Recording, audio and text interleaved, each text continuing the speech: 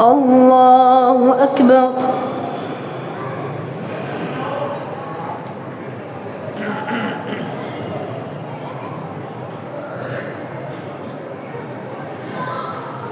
الحمد لله رب العالمين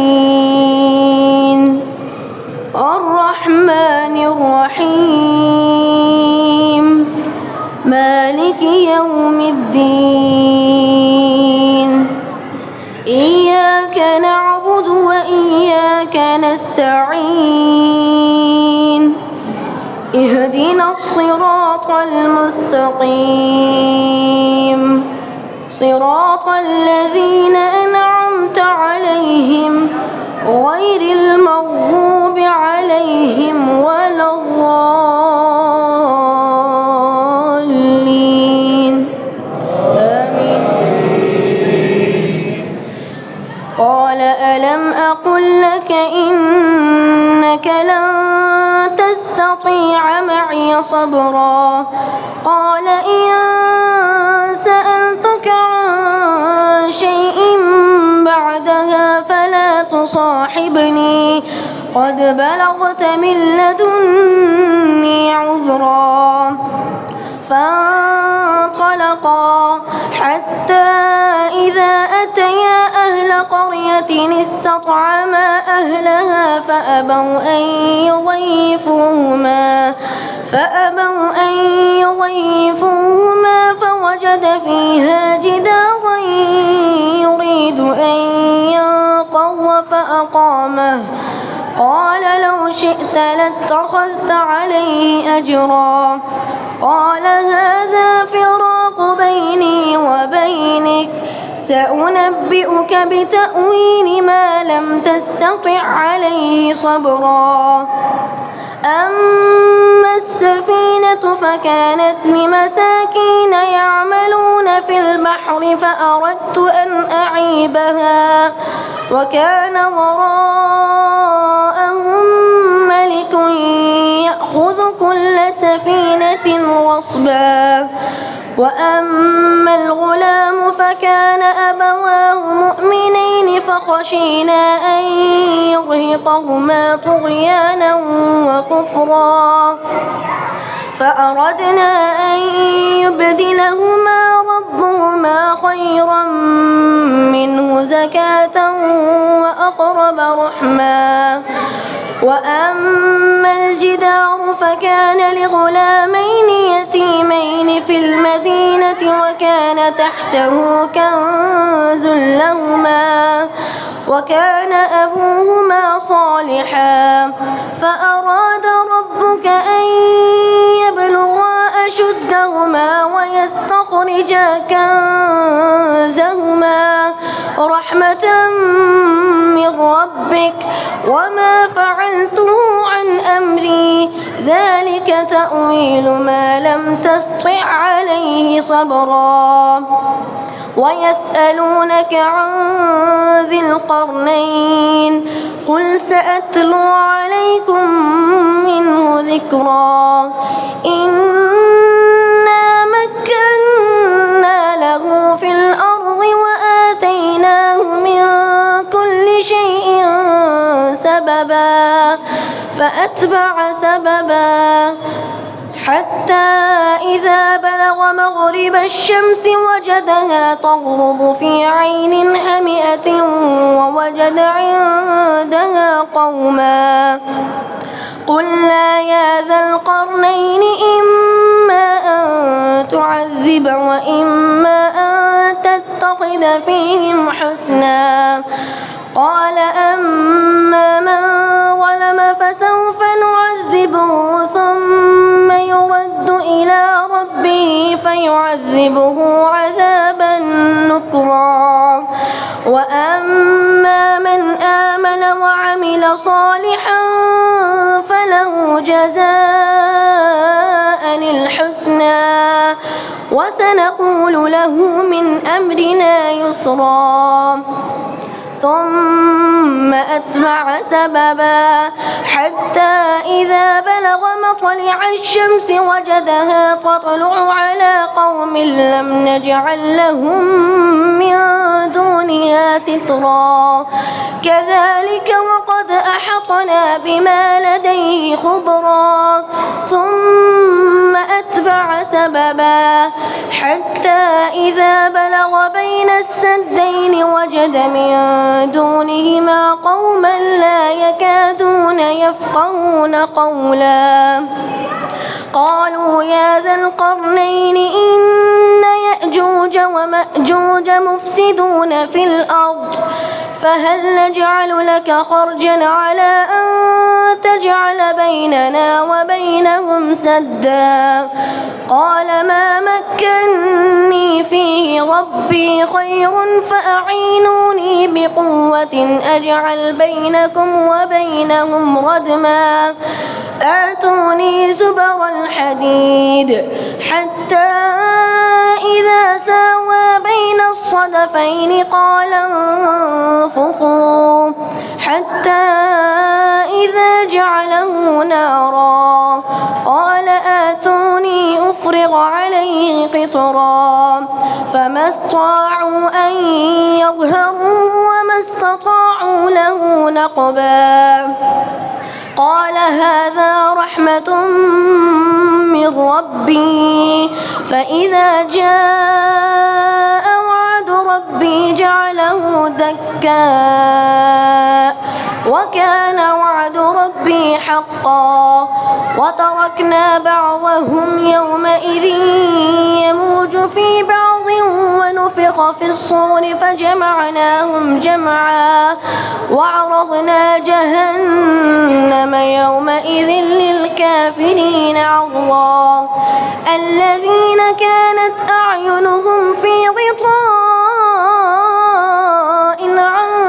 ذكري وكانوا لا يستطيعون سمعا أفحسب الذين كفروا أن يتخذوا عبادي من دوني أولياء إنا أعتدنا جهنم للكافرين نزلا قل هل ننبئكم بالأخسرين أعمالا الذين ضل سعيهم في الحياة الدنيا وهم يحسبون أنهم يحسنون صنعا أولئك الذين كفروا بآيات ربهم ولقائه فحبطت أعمالهم فلا نقيم لهم يوم القيامة وزنا ذلك جزاؤهم جهنم بما كفروا واتخذوا آياتي ورسلي هزوا إن الذين آمنوا وعملوا الصالحات كانت لهم جنات الفردوس نزلا خالدين فيها لا يبغون عنها حولا قل لو كان البحر مدادا لكلمات ربي لنفد البحر قبل أن تنفد كلمات ربي ولو جئنا بمثله مددا قل إنما أنا بشر مثلكم يوحى إلي أنما إلهكم إله واحد فمن كان يرجو لقاء ربه فليعمل عملا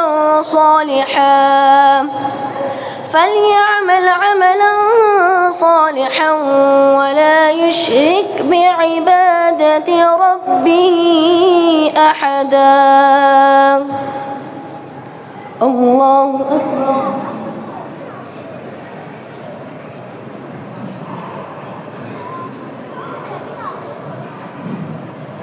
سمع الله لمن حمده.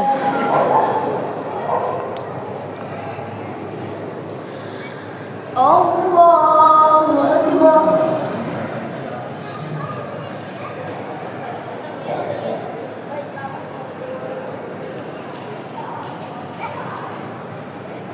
الله أكبر.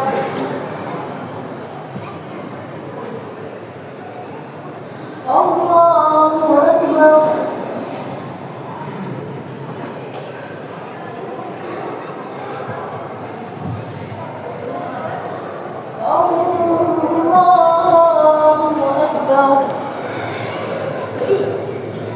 الحمد لله رب العالمين الرحمن الرحيم مالك يوم الدين إياك نعبد وإياك نستعين اهدنا الصراط المستقيم صراط الذين أنعمت عليهم غير المغضوب عليهم ولا الضالين آمين. بسم الله الرحمن الرحيم كافها يا عين صاد ذكر رحمة ربك عبده زكريا إذ نادى ربه نداء خفيا قال رب إني وهن العظم مني واشتعل الرأس شيبا ولم أكن بدعائك رب شقيا وإني خفت الموالي من ورائي وكانت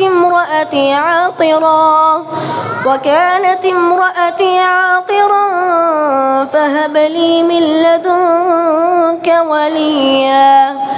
يرثني ويرث من آل يعقوب واجعله رب رضيا يا زكريا إنا نبشرك بغلام اسمه يحيى لم نجعل له من قبل سميا قال رب أنى يكون لي غلام وكانت امرأتي عاقرا وقد بلغت من الكبر عتيا قال كذلك قال ربك هو علي هين وقد خلقتك من قبل ولم تك شيئا قال رب اجعل لي آية قال آيتك ألا تكلم الناس 3 ليال سويا فخرج على قومه من المحراب فأوحى إليهم أن سبحوا بكرة وعشيا يا يحيى خذ الكتاب بقوة وآتيناه الحكم صبيا وحنانا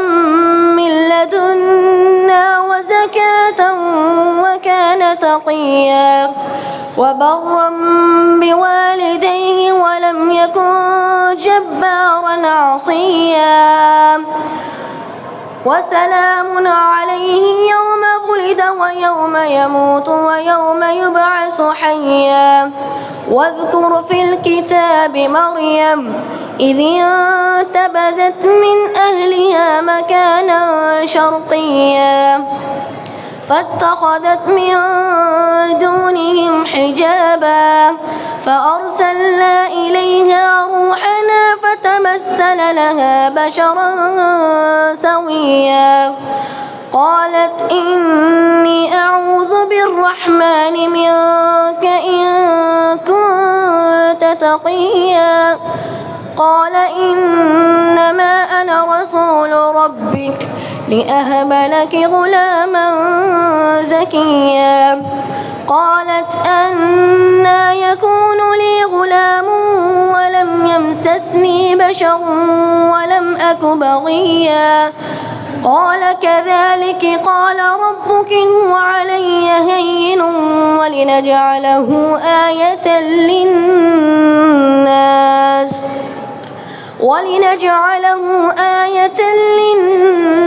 ورحمة منا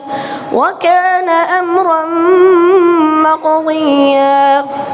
فأجاءها المخاض إلى جذع مثقله قالت يا ليتني مت قبل هذا وكنت نسيا منسيا فناداها من تحتها ألا تحزني قد جعل ربك تحتك سريا وهزي إليك بجذع النخلة تساقط عليك رطبا جنيا فكلي واشربي وقري عينا فإما ترين من البشر أحدا فقولي إني نذرت للرحمن صوما فلن أكلم اليوم إنسيا فأتت به قومها تحمله قالوا يا مريم لقد جئت شيئا فريا يا أخت هارون ما كان أبوك امرأ سوء وما كانت أمك بغيا فأشارت إليه قالوا كيف نكلم من كان في المهد صبيا قال إني عبد الله آتاني الكتاب وجعلني نبيا وجعلني مباركا أينما كنت وأوصاني بالصلاة والزكاة ما دمت حيا وبرا بوالدتي ولم يجعلني جبارا شقيا والسلام علي يوم ولدت ويوم أموت ويوم أبعث حيا. الله أكبر.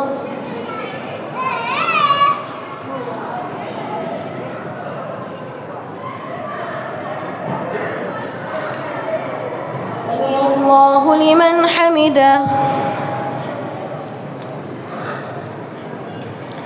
الله أكبر.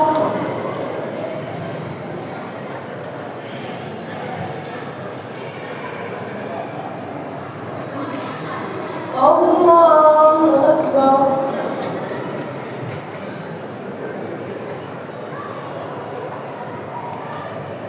الله أكبر.